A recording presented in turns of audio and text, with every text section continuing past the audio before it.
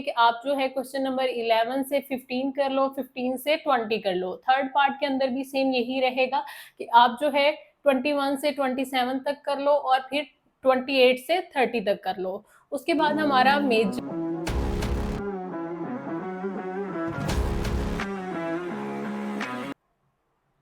अस्सलाम वालेकुम, my name is Bakhtawar Umar from AGS consultant Faisalabad. I hope कि आप सब खैरियत से होंगे।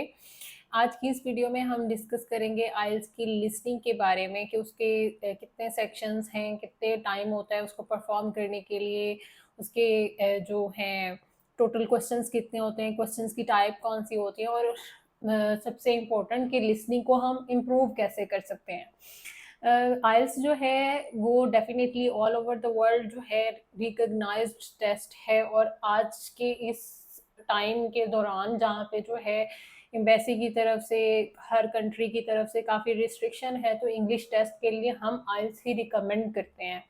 तो उसमें ये है कि सबसे जो एक कह लो कि आसान मॉड्यूल काउंट होता है वो लिसनिंग का होता है, जिसमें हम जितने चाहें ज़्यादा स्कोर्स लेके अपने ओवरऑल स्कोर को इम्प्रूव कर सकते हैं।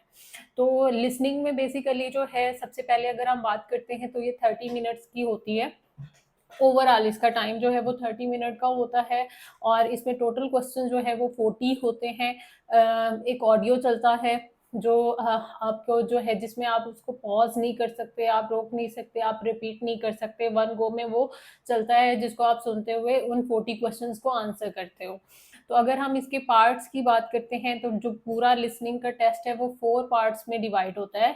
इसका जो पार्ट 1 है वो होती है कोई भी कंफर्मेशन फॉर्म, कॉल, उसमें सबसे जो टाइप्स ऑफ क्वेश्चंस हैं वो होते हैं फिल इन द ब्लैंक्स।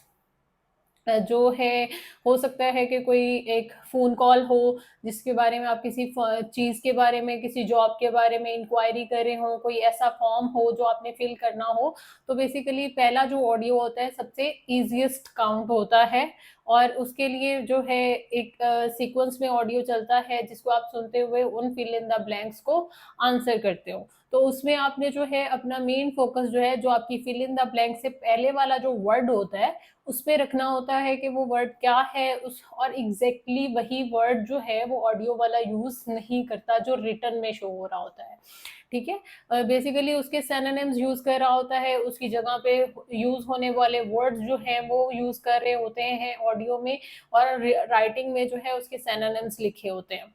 तो आपने जो फिल इन द ब्लैंक्स है उनको सीक्वेंस वाइज करने के बाद जो आता है आपको हमेशा जो है एक पार्ट कंप्लीट होने के बाद हाफ मिनट का टाइम मिलता है कि आपके कोई स्पेल मिस्टेक है, कोई मिसिंग जो लेटर है उसको आप कंप्लीट कर सकते हो। उसके बाद सेक्शन 2 आता है।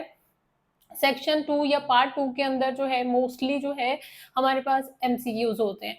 एमसीक्यूज हो जाते हैं या फिर जो है हमारे पास कोई मैप आ जाता है या फिर हमारे पास कोई पिक्चर आ जाती है जिसको हमने लेबल करना होता है। तो जो पार्ट 2 है उसका जो है वो as compare to part 1 little bit difficult होती है, लेकिन आप अगर मेन अपना फोकस जो है वो क्वेश्चन पे रखो एमसीक्यूज में तो आपको ईजी हो जाएगा अपना आंसर फाइंड आउट करना। क्योंकि समटाइम्स या इवन के मोस्टली उनका यही रहता है कि जो क्वेश्चन के नीचे 3 या 4 ऑप्शंस दिए गए हैं वो 3 और 4 चारों ऑप्शंस की बात करते हैं, लेकिन हमारा फोकस जो है हमेशा हमारे क्वेश्चन पे रहना चाहिए कि उस क्वेश्चन के अकॉर्डिंगली जिस एमसीक्यूज में ऑप्शन की बात कर रहे हैं वो हमारा करेक्ट आंसर होगा। उसके बाद हमारे पास पार्ट 3 आता है। पार्ट 3 भी है सेम आपको जाता है, उसमें हेडिंग्स आ सकती हैं जिसको आपने जो है मैच करना है उनके साथ और या फिर एमसीक्यूज ही होते हैं। Part 3 as compare to part 2 और पार्ट 3 जो है ये एक सेम ही रहते हैं। इनकी अगर हम डिफिकल्टी की बात करते हैं तो वो सेम ही रहती हैं। अगर जो उसके बाद और ये दो दो सेक्शंस में होते हैं। अगर पार्ट 1 है तो वो भी जो है पहले वो आपको कहेंगे कि आप क्वेश्चन नंबर 1 to 5 कर लो, फिर उसको कहेंगे कि 6 to 10 कर लो। पार्ट 2 में भी यही कहेंगे कि आप जो है क्वेश्चन नंबर 11 से 15 कर लो, 15 से 20 कर लो। थर्ड पार्ट के अंदर भी सेम यही रहेगा कि आप जो है 21 से 27 तक कर लो और फिर 28 से 30 तक कर लो। उसके बाद हमारा मेजर जो पार्ट है वो आता है पार्ट 4, जिसके अंदर जो है पूरे क्वेश्चन जो हैं 31 से लेके ऑनवर्ड 40 तक वन गो में ही ऑडियो जाएगा, ऑडियो बीच में ब्रेक नहीं लेगा। और ये भी जो है फिल इन द ब्लैंक्स होते हैं हमेशा, तो आपने अपने माइंड में यही सेटअप रखना है कि मुझे पार्ट 1 और पार्ट जो 4 है वो 110% करेक्ट करना है, क्योंकि अगर मैं एमसीक्यूज में कंफ्यूज भी हो जाता हूँ तो मेरे 2 पार्ट जो हैं वो हमेशा करेक्ट होने चाहिए। अब उसमें जो है मैंने आपको बता दिया कि फिल इन द ब्लैंक्स में क्या ट्रिक है कि जो भी आपका ब्लैंक वर्ड दिया हुआ है उससे पहले जो एक वर्ड दिया हुआ है उसका सिनोनिम आपके माइंड में होना चाहिए।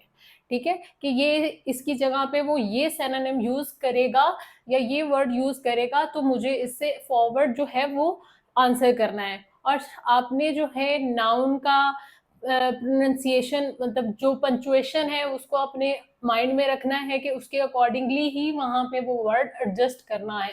जरूरी नहीं है कि जो वर्ड उन्होंने बोला है वही एज इट इज आपने वहां पे लिख देना है। अगर वो वहां एडजस्टेबल नहीं है नाउन या प्रोनाउन की वजह से, तो आपने उसको एडजस्ट काम करके तो वहां पे ऐड करना है। उसके बाद हम बात करते हैं कि हम अपनी लिसनिंग को इम्प्रूव कैसे कर सकते हैं। तो सबसे मेन चीज है प्रैक्टिस। प्रैक्टिस आपने रेगुलरली करनी है। वो कैम्ब्रिज बुक से आप आइल्स की जो लिसनिंग है उसकी प्रैक्टिस करो डेली बेसिस पे। और अल्टरनेटिवली जो उसके अलावा, उस लिसनिंग प्रैक्टिस के अलावा कौन सी ऐसी एक्टिविटीज हैं जो हमारी जो है कह लो कि लिसनिंग को इम्प्रूव करेंगी, वो ये है कि आप इंग्लिश में अपना न्यूज जो है पेपर वो पढ़ा करो और सुना भी करो। और सेकेंडली जो है पॉडकास्ट आते हैं इंग्लिश टेस्ट के, वो आप सुना करो। उसके अलावा आप डेली बेसिस पे जो वर्ड्स हैं उनके जो है पैराफ्रेजेस बनाया करें। पैराफ्रेजेस बनाने से ये होगा कि आपके जो वर्ड्स हैं लाइक अमाउंट, कॉस्ट, प्राइस, इस तरीके से वो आप लेके चलोगे ना, तो वो वर्ड जो है आपके एक रिदम में आ जाएंगे कि अगर वो कॉस्ट की बात करेंगे तो वो प्राइस भी सेम में ही कैलकुलेट होगा। तो उससे क्या होगा कि आपकी जो है एक तो वोकैब इंक्रीज होगी, आपके पास सिनोनिम ज्यादा सारे इकट्ठे होंगे। दूसरा ये है कि आपको सुनने में हेल्प आउट होगा। ठीक है, कि अगर जो है वो वहां पे कॉस्ट बता रहा है और यहाँ पे प्राइस लिखा हुआ है, तो cost and price are the same thing, तो आपको जो भी वो बताएंगे वो आपको सुनने में आसानी होगी। उसके अलावा जो है आप जो है सब टाइटल्स के साथ जो है ड्रामाज या सीरीज जो है रेगुलर इंटरटेनमेंट के लिए आप जो भी देखते हो आप उसको आप सब टाइटल के साथ जो है वो सुनना शुरू करो, देखना शुरू करो, क्योंकि देख के और सुन के हमारी इंग्लिश हमेशा इम्प्रूव होती है।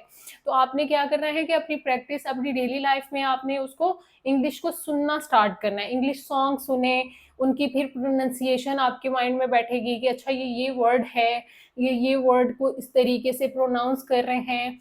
तो ये सारी चीजें आपने जो है अगर आप डेली बेसिस पे प्रैक्टिस करना स्टार्ट हो जाओगे, तो लिसनिंग का पार्ट एक ऐसा है जिसमें आप हमेशा जो है अपने बैंड इम्प्रूव कर सकते हो और अच्छे ला सकते हो। आई होप कि मैंने इस वीडियो में लिसनिंग के बारे में जितनी भी चीजें हैं वो डिस्क्राइब कर दी हैं, लेकिन आइल्स के बारे में, लिसनिंग के बारे में या किसी भी इंग्लिश टेस्ट के बारे में आपकी कोई भी क्यूरी है तो आप डेफिनेटली मुझे या मेरी टीम में से किसी को भी कांटेक्ट कर सकते हैं। Thank you. Allah Hafiz.